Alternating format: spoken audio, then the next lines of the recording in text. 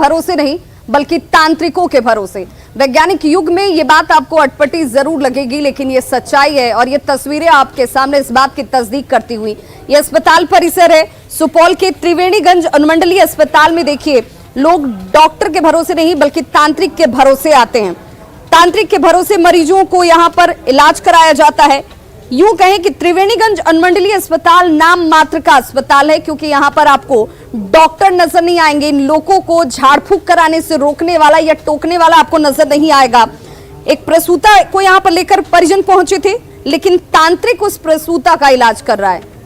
यह तस्वीर अपने आप में सवाल को खड़े करती है कि आखिर अस्पताल प्रबंधन कर क्या रहा था। यहां पर तांत्रिक को अंदर आने की अनुमति कैसे मिली? क्या डॉक्टर तांत्रिक मरीज का,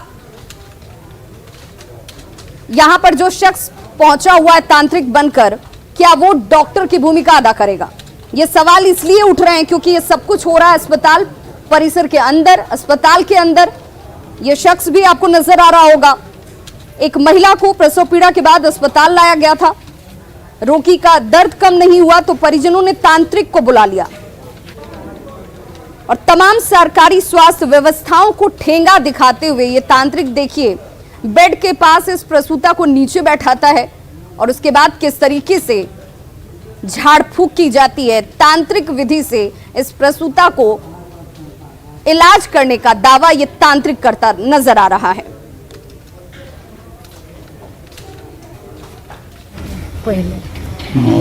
यहाँ पे इलाज करवाइएगा ना इसका? सर नहीं हेतै तो की करे सर, देह बांध दै छै ने बजाबै तो कुछ खोल दै छै। तो झाड़ फूक क्यों करवा रहे हैं? नहीं करवाएंगे बोल देते हैं। अब तो करवा रहे थे आप झाड़ फूक। नहीं बोल देते हैं उसको, झाड़ फूक नहीं करवाएंगे। कब पेशेंट आया है यहाँ?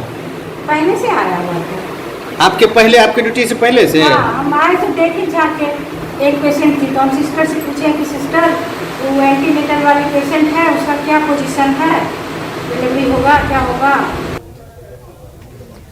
और सहयोगी अमित हमारे साथ इस वक्त फोन लाइन पर जुड़ गए। अमित, अस्पताल परिसर के अंदर ये तांत्रिक प्रवेश कैसे करता है? क्यों परिजनों को तांत्रिक पर ज्यादा यकीन है बनिस्बत डॉक्टरों के? क्या अस्पताल में डॉक्टर की मौजूदगी उस वक्त नहीं थी? विवाह उस वक्त डॉक्टर की मौजूदगी भी थी और अस्पताल में करीब ये खेल 2 घंटे तक चला और इस बीच अस्पताल प्रशासन का कोई भी आदमी आकर उस तांत्रिक को रोकने का प्रयास नहीं किया और अंधविश्वास का ये खेल इस कदर जारी था कि 2 घंटे ये पूरी तरीके से उसने मंत्र से अपना ठीक करने का प्रयास किया और परिजनों का ये कहना था जो वो भूत प्रेत के चक्कर में महिला है और उसके ऊपर साया है, जिसकी वजह से बच्चे को कुछ नहीं हो। इसकी वजह से तांत्रिक से उसके पूरे शरीर को प्रोटेक्ट किया जा रहा है मंत्र के जरिए, ये दावा था उन लोगों का। लेकिन सबसे बड़ा हास्यास्पद विषय ये है कि अस्पताल जो 21वीं सदी में आज भी लोग अंधविश्वास को झेल रहे हैं और अस्पताल परिसर में ये घटना 2 घंटे तक चली। अमित, सवाल इसीलिए है कि आखिर जब 2 घंटे तक ये सब कुछ चल रहा था तो वहां पर क्या अस्पताल के सुरक्षा गार्ड नहीं थे जिन लोगों ने इन्हें जाने से अंदर रोका हो? अगर इस झाड़ फूक के दौरान इस महिला को कुछ हो जाता है या बच्चे की जो कि इसके गर्भ में पल रहा है उससे कुछ हो जाता तो उसके लिए जिम्मेदारी किसकी होती? निश्चित रूप से जिम्मेवारी डॉक्टर की होती, लेकिन ये यहाँ के डॉक्टर जो चिकित्सक है उस अस्पताल के, वो निश्चित रूप से पल्ला झाड़ लेते और उसके परिजनों पर ये आरोप लगाकर अपने खुद को वहां से प्रोटेक्ट कर बचा लेते। अमित, जब ये महिला यहाँ पर पहुंची थी तो क्या डॉक्टरों ने इसे ऑब्जर्वेशन में रखा था? क्या इसकी जांच की गई थी स्वास्थ्य संबंधी? क्या उसे दवा दी गई थी जिस तकलीफ से दर्द की शिकायत ये महिला कर रही थी? क्या डॉक्टर ने इसे ऑब्जर्व किया था? देखिए, डॉक्टर का कहना था जो जिस वक्त वो महिला आई थी उस वक्त उससे प्रसव की पीड़ा हो रही थी तो उसे दवा भी दी गई थी, लेकिन डॉक्टरों के द्वारा महज एक खाना पूर्ति की जाती है। किसी भी मरीज के प्रति वो जो दिखाना चाहिए डॉक्टर चिकित्सक को वो नहीं किया जाता है, जिसकी वजह से आज अंधविश्वास का खेल त्रिवेणीगंज अस्पताल में चला जो, और उसमें भी प्रसव कक्ष में जहां पर पुरुषों को अंदर जाने की अनुमति नहीं है और वहां एक तांत्रिक घंटों उस महिला के साथ रहा और उसको मंत्र से अपना तंत्र मंत्र का विद्या चलाता रहा। विवाह, चलिए, बहुत बहुत शुक्रिया अमित इस तमाम जानकारी के लिए। तो सबसे बड़ा सवाल यही कि वैज्ञानिक युग में भी अलीम इस तरह की तस्वीरें आती हैं, बिल्कुल, और लोग इस तरीके से लापरवाही भी बरत रहे हैं। न्यूज़ 18 आपसे अपील करता है इस तरह की अफवाहों में न पड़े, इस तरह के तांत्रिक और झाड़ फूक के चक्कर में जान जा सकती है। और ऐसी ही कुछ तस्वीर विवाह किशनगंज से भी आई है। किशनगंज में भी तांत्रिक का खेल देखने को मिला है और यह खेल सदर अस्पताल में खेला जा रहा था। दरअसल एक शख्स को मिर्गी का दौरा पड़ता है, उसके बाद उसे अस्पताल लाया जाता है। अस्पताल लाने के बाद से डॉक्टर उसके इलाज में जुट जाते हैं, लेकिन साथ ही साथ उस मरीज के साथ 2 तांत्रिक भी अस्पताल पहुंचते हैं और तांत्रिकों का खेल भी इलाज के साथ जारी रहता है। एक तरफ डॉक्टर मरीज को ऑक्सीजन दे रहे होते हैं, दूसरे तरफ तांत्रिक झाड़ फूंक में लगे होते हैं। आपको बता दें कि ये तस्वीरें किशनगंज सदर अस्पताल से आई हैं और इससे यह पता चलता है कि वैज्ञानिक युग में भी अंधविश्वास लोगों पर किस कदर हावी है। देखिए किस तरह महिला तांत्रिक मरीज की झाड़ फूंक में लगी है। वो बता रही है कि मरीज को कैसे हवा लग गई और उसने उसे उतार दिया। वहीं पूरे मामले में ड्यूटी पर तैनात डॉक्टर पल्ला झाड़ने में जुटे हुए हैं।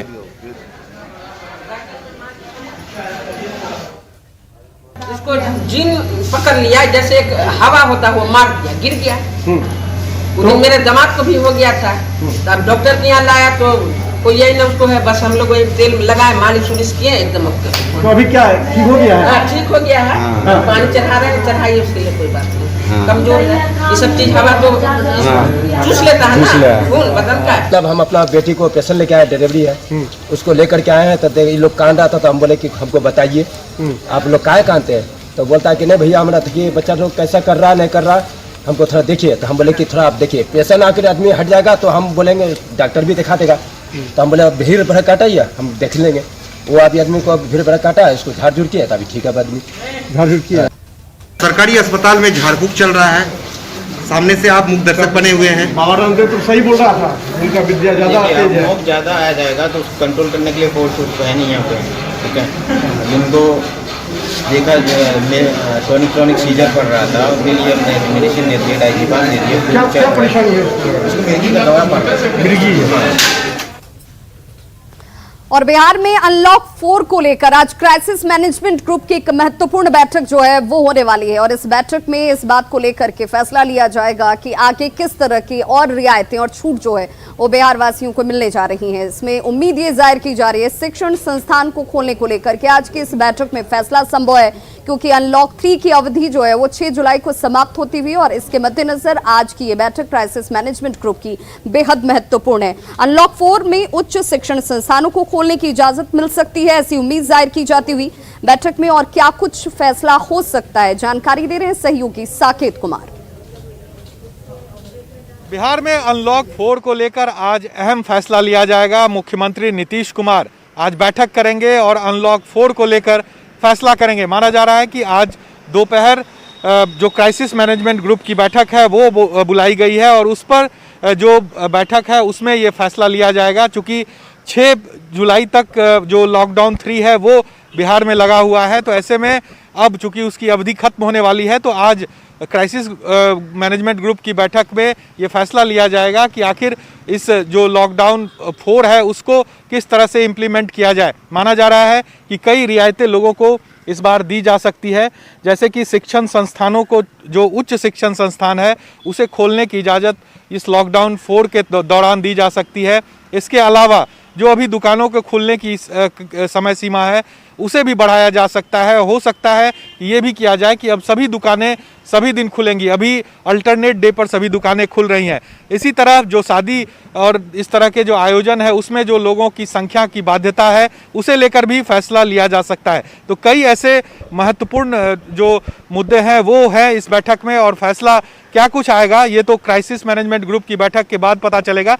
लेकिन जो अभी बातें सामने आ रही है कि इस बार चूंकि लॉकडाउन 4 के दौरान भी जिस तरह से जो कोरोना के जो आंकड़े हैं वो बिहार में लगातार घट रहे हैं, तो ऐसे में लॉकडाउन 4 में लोगों को और रियायतें मिलने की संभावना जताई जा रही है। कैमरा पर्सन अजय दुबे के साथ साकेत कुमार, न्यूज़ 18 पटना। और पटना में इको पार्क के पास शारीरिक शिक्षकों ने जमकर प्रदर्शन किया है और इस दौरान जब प्रदर्शन करने पर पुलिस ने उन्हें रोकने की कोशिश की तो शारीरिक शिक्षकों की झड़प पुलिस से हो गई और उसके बाद पुलिस ने जमकर लाठियां भांजी। तस्वीरें आपके सामने हैं किस तरह से यहां पर अफरा तफरी का माहौल रहा। ये सारी की सारी तस्वीर आप इस वक्त पटना के इको पार्क के सामने की देख रहे हैं, जहां पर शारीरिक शिक्षकों ने जमकर हंगामा किया है और आपको बता दें हंगामे के बाद पुलिस की झड़प भी हुई। तस्वीरों में आप देख सकते हैं शिक्षक हाथ जोड़ते भी नजर आए, बहस करते भी नजर आए। कई शिक्षकों की गिरफ्तारियां भी हुई हैं और उसके बाद पुलिस ने लाठीचार्ज भी किया है।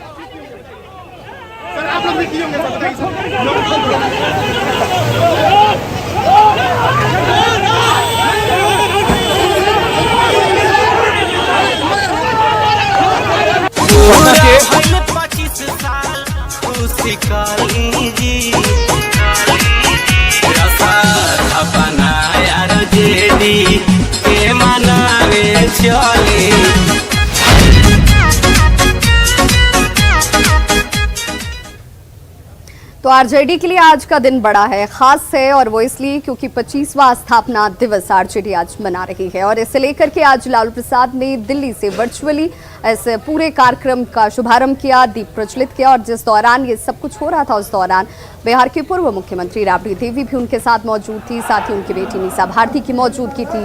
तस्वीरें उस दौरान की आप देखते हुए जनता दल से अलग होकर आरजेडी की स्थापना लालू प्रसाद ने की और कैसे एक एक करके पार्टी को मजबूत करने में आगे बढ़ते रहे तमाम जो कार्यकर्ता हैं। और तेजस्वी यादव इस वक्त उसी मजबूती का जिक्र करते हुए पटना में आरजेडी प्रमुख लालू प्रसाद की तरफ से वर्चुअली जब इस पूरे कार्यक्रम का उद्घाटन किया गया तो तमाम कार्यकर्ता वर्चुअली इस पूरे कार्यक्रम से जुड़े हुए रहे।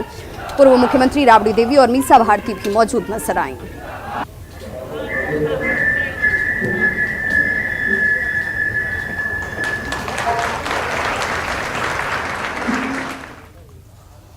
और पटना के एलजेपी दफ्तर में भी कुछ ऐसी ही तस्वीरें सामने आई। यहां पर रामविलास पासवान की जयंती मनाई जा रही है और इसको लेकर यहां पर श्रद्धांजलि सभा का आयोजन किया गया। आपको बता दें कि इस मौके पर एक कार्यक्रम का आयोजन 11 बजे होना था, लेकिन कार्यक्रम में थोड़ी देरी हुई। अब यह कार्यक्रम दोपहर 1 बजे होगा। संवाददाता साकेत कुमार की रिपोर्ट देखिए।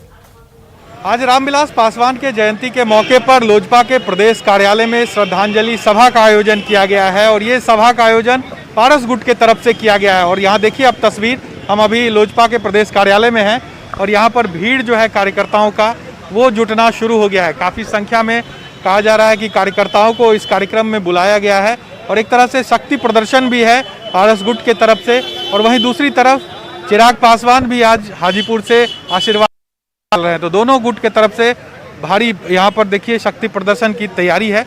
और लोजपा का प्रदेश कार्यालय है, यहाँ पर जो पार्टी के नेता और कार्यकर्ता है वो अब जुटने लगे हैं। और तस्वीर देखिए, बजाबता यहाँ पर पंडाल और ये तमाम चीज़ें बनाई गई है ताकि जो लोग आएंगे उनको बैठने का। हम एक बार प्रदेश कार्यालय के अंदर आपकी तस्वीर आपको दिखाते हैं।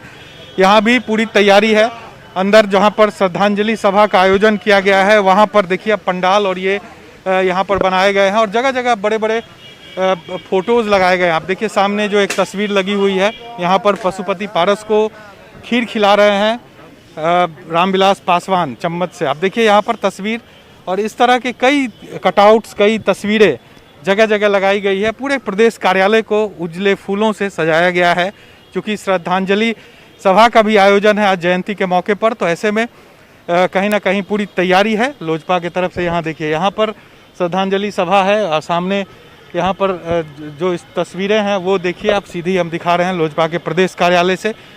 यहाँ सामने रामविलास पासवान की तस्वीर लगी हुई है जिस पर माल्यार्पण किया जाएगा। यहाँ पर देखिए आप, रामविलास पासवान की तस्वीर यहीं पर लगाई गई है जहाँ पर कार्यकर्ता पहुँचेंगे और श्रद्धांजलि उन्हें देंगे। ये कार्यक्रम पहले 11 बजे से तय था लेकिन अब उसे बढ़ाकर 1 बजे कर दिया गया है और उसी की तैयारी यहाँ पर चल रही है।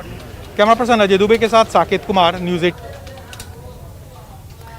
तो भले ये मौका रामविलास पासवान को याद करने का हो, उनकी जयंती को मनाने का हो, लेकिन खुद एलजेपी के अंदर शक्ति प्रदर्शन के तौर पर इस मौके को भुनाने की कोशिश जारी है। एक तरफ पारस गुट की तरफ से ये तमाम आयोजन, तो दूसरी तरफ दिल्ली में पार्टी के केंद्रीय कार्यालय में चिराग पासवान, जो कि उनके सुपुत्र भी हैं, उन्होंने आज दीप प्रज्वलित कर रामविलास पासवान के इस तस्वीर के आगे उन्हें याद किया, श्रद्धांजलि अर्पित की और भावुक नजर आए। उनके साथ उनकी मां की मौजूदगी भी यहाँ पर रही। उन्होंने कहा कि पिता का साथ छूट जाना क्या होता है, ये दर्द वो महसूस करते हैं।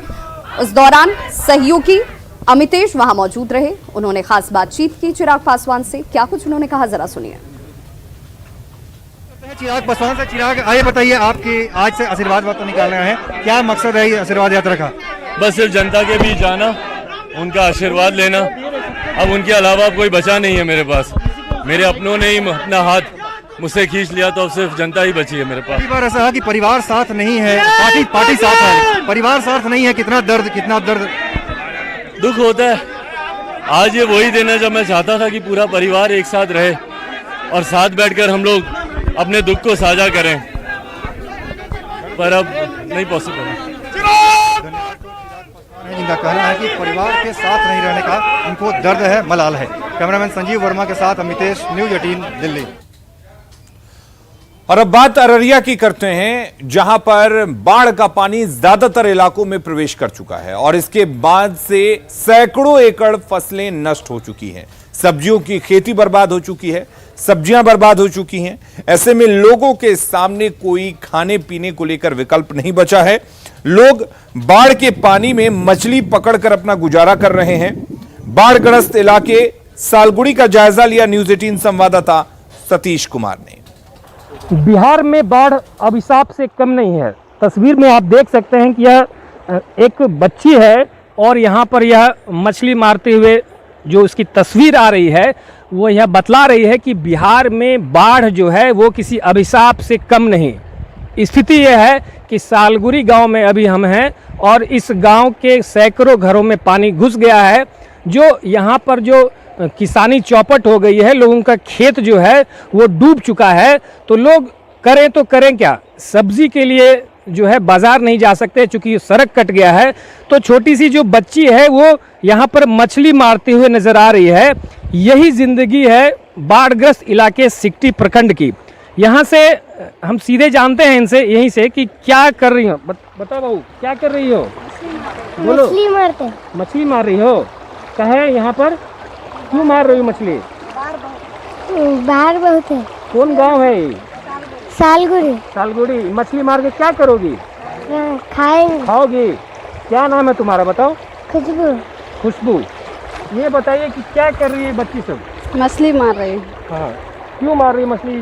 खाने का कुछ नहीं है, बाढ़ बहुत है, घर में घुस गया है बाढ़ पानी, इसलिए मछली मार के खाना पका के खाती है। मछली मार के पका के खाना चाहती है। मछली मार के खाना पड़ता है। ओ, क्या नाम हुआ आपका? असगरी खातून। असगरी खातून। अच्छा, हमारे साथ कुछ और भी लोग हैं। ये बच्चियां जो है यहाँ पर तो आम दृश्य हर गली में देख रहे हैं कि मछली मारा जा रहा है। जी, यहाँ बाजार जाने के लिए साधन नहीं है, रोड घाट टूट गया है, इस वजह से मछलियाँ मार के यहाँ पर खाना पड़ता है। ये बच्चे अपना खाने के लिए मछली मारते हैं और पका के खाने के लिए, क्योंकि हमारे यहाँ जो सारा रास्ता है मार्केट जाने के लिए कट चुका है और इस तरह से हम लोग को खाने की थोड़ी दिक्कत हो रही है बाढ़ की वजह से, इसलिए मछली मार के हम लोग खाते हैं। पररिया पंचायत है, सिकटी प्रखंड, सालगुड़ी गांव है। मेरा नाम इस्माइल है। तो तस्वीरों में साफ तौर पर आपने देखा कि अररिया जिले का जो है नेपाल सीमावर्ती सिकटी ब्लॉक का जो पररिया पंचायत है और सालगुड़ी गांव है, जो तस्वीर जो दो बच्चियां मछली मार रही है, तस्वीर भले रोचक हो सकती है लेकिन इस इलाके का यही दर्द है। बाढ़ के वक्त यहाँ पर जो फसलें होती है वो चौपट हो जाती है, जो सब्जी लगाया गया था वो डूबकर बर्बाद हो गया है। लोग खाएं तो खाएं क्या, मजबूरी है यहाँ के लोगों की। जो तस्वीर में साफ तौर पर नज़र आ रहा है कि दो बच्चियाँ मछली मारते हुए नज़र आ रही है। सतीश कुमार, न्यूज़ 18 सालगुड़ी अररिया।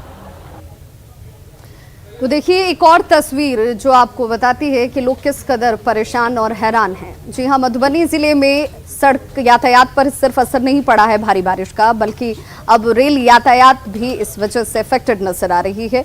समस्तीपुर की अगर बात की जाए तो जयनगर रेलवे स्टेशन परिसर पर रेलवे यार्ड में पटरियों पर पानी जमा हो चुका है और इस वजह से अब ट्रेनों के रूट को डाइवर्ट करना पड़ा है। अब जयनगर रेलवे स्टेशन पर आने की बजाय यहां पर मधुबनी और सकरी रेलवे स्टेशन पर ही ट्रेनों को रोकने के आदेश दिए गए हैं। जानकी एक्सप्रेस को सकरी और सियालदह जयनगर गंगा सागर एक्सप्रेस को मधुबनी में ही रोकने के इंतजाम किए गए हैं और इस वजह से यात्रियों की परेशानी जो है इस वक्त बढ़ी हुई है। तस्वीरें आपके सामने टीवी स्क्रीन पर, तो रेल पटरियों पर किस कदर पानी जमा हुआ है और इस वजह से यह खतरनाक हो सकता है और आवाजाही को डाइवर्ट कर दिया गया है। फिलहाल सुरक्षित स्टेशनों तक ही आवाजाही को चालू रखा गया है और इस वजह से यात्रियों की परेशानी इस वक्त और बढ़ती हुई।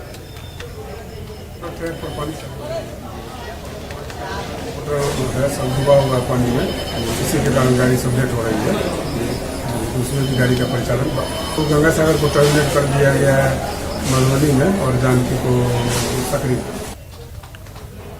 और अब बात करते हैं बगहा की, जहां पर मस्तान और सिकरहाना नदी का जलस्तर बढ़ने से लगातार यहां पर पानी का दबाव बढ़ता जा रहा है। आपको बता दें कई ऐसे गांव हैं जहां पर पानी काफी ज्यादा बढ़ गया है और पानी बढ़ने की वजह से कई गांव जो है वो टापू में बदल गए हैं।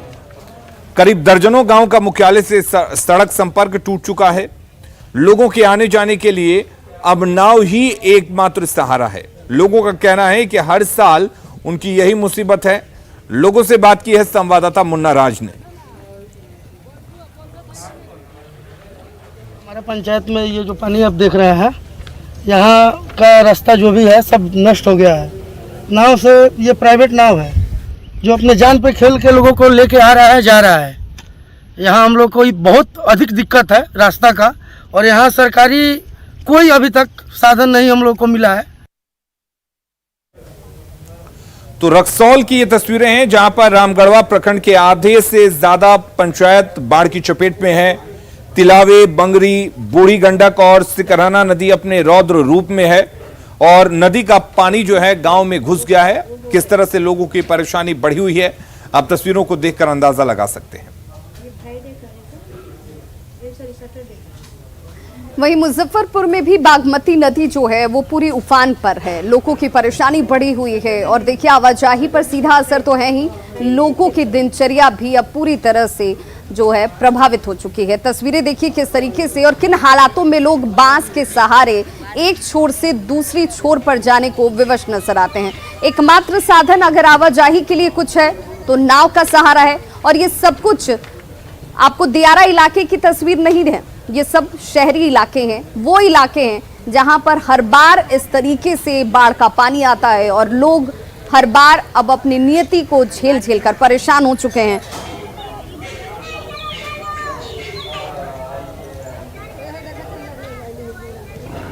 घर में पानी है 3 रोज से, खाना न है तो हाँ, चूल्ही चौका में सब में पानी, अन्न पानी सब बेकार हो गई।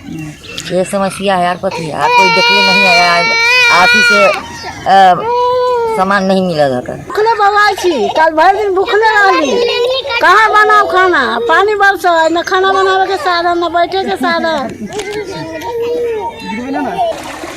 अब सरकार दे देथिन, पन्नी देथिन, चावल देथिन, गेहूँ देथिन। शरण स्थल का भी सिलेक्शन कर लिया गया है जहां सामुदायिक रसोई चलाने की संभावना है। उस जगहों को भी, उन जगहों को भी चिन्हित कर लिया गया है। वहां जो केंद्र प्रभारी होंगे उनका भी चयन कर लिया गया है। तो पानी कहीं मुसीबत बन गई है तो पानी कहीं पर सैलानियों के लिए आकर्षण का केंद्र बना हुआ है। और ऐसी ही कुछ तस्वीर रोहतास से सामने आई है जहां पर एक जलप्रपात लोगों के लिए आकर्षण का केंद्र बना हुआ है। रोहतास के कैमूर पहाड़ी पर स्थित प्रसिद्ध मांझर कुंड जलप्रपात इन दिनों सैलानियों के लिए आकर्षण का केंद्र है। हजारों की तादाद में यहां पर सैलानी पहुंच रहे हैं। बरसात के दिनों में यहां का दृश्य काफी मनोरम हो जाता है। जब पहाड़ों से कलकल बहते पानी नीचे गिरती है तो प्रकृति का सौंदर्य देखने को मिलता है। लेकिन कोरोना संक्रमण के दौरान एक साथ सैकड़ों लोगों के यहां आने पर, स्नान करने पर संक्रमण का भी खतरा बना हुआ है। के मशहूर मांझर कुंड में हम लोग एंजॉय ले रहे हैं। अभी कोरोना काल भी चल रहा है तो क्या लग रहा है, इसमें डर नहीं लग रहा आप लोग को? कोरोना अब ना के बराबर है, मार्च तक ही कोरोना रहता है, मार्च के बाद कोरोना। डीएफओ सर का आदेश है, डीएफओ का आदेश है कि जाने देना है। लोग तो झरना में नहा रहे हैं। हाँ, तो ऊपर झरना में नहाने के लिए कोरोना तो चल रहा है, अभी कोरोना तो खत्म नहीं हुआ है। नहीं तो सर का आदेश, डीएफओ सर का आदेश है। हाँ। तो खबरों का सिलसिला लगातार जारी है। आप देखते रहिए न्यूज़ 18 बिहार झारखंड।